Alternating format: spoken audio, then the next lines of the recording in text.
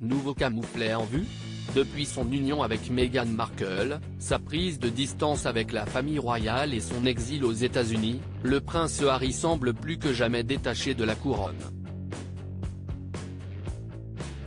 Son documentaire sur Netflix, son autobiographie explosive et sa brouille avec le prince William ont depuis accentué la distance. Mais alors que le cadet de Charles III sera prochainement de retour en Angleterre à l'occasion des Weltshire Awards organisés à Londres, l'ombre d'un nouveau coup dur planerait sur sa personne, à en croire un commentateur royal interrogé par le Daily Express en ce mois d'août. En effet, le rouquin pourrait être relégué dans l'ordre de succession. La visée a déclaré qu'il pensait que des changements devraient être apportés à la ligne de succession, dans l'optique de laisser la place à un souverain qui respire le bon sens et l'esprit pratique. Ainsi, les choses pourraient changer après le rang occupé par le prince Louis, le cadet du prince et de la princesse de Galles se trouvant en 4e position, derrière la princesse Charlotte, le prince George et donc l'époux de Kate Middleton. Le duc de Sussex, 5e, devrait être discrètement jeté dans la poubelle royale, selon le commentateur, et céder sa place à la princesse Anne, jouissant d'une grande popularité outre-Manche.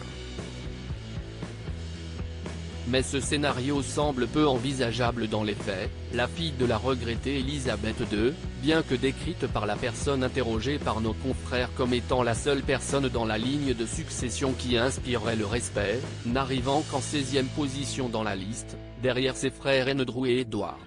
Supérieur à Harry, complice avec le reste de la famille royale, ces clichés presque oubliés. Princesse Anne, la coqueluche des Windsor après la disparition de la reine Elisabeth II, survenue le 8 septembre 2022, la princesse Anne est devenue la nouvelle favorite de la cour. En effet, en ces temps troublés, son Altesse royale âgée de 73 est apparue aux yeux de nombreux Britanniques comme une figure rassurante. Sa loyauté et son engagement au sein de la famille royale ont d'ailleurs été salués plus d'une fois.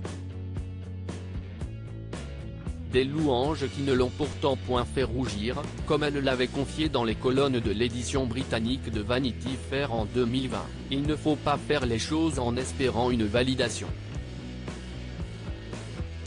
Il s'agit d'engagement. Et de développer sa pensée, avec l'humilité qu'on lui connaît. Mes parents ont été les meilleurs exemples dans leur façon d'envisager et d'incarner leurs fonctions. Mon père a servi la nation pendant la guerre et dans l'armée. La reine a dédié sa vie à son pays et à ses concitoyens d'une manière encore différente, mais ils ont tous les deux eu à cœur de travailler le plus étroitement possible avec les gens. Article écrit en collaboration avec 6 médias Crédit Photo, Express Syndication.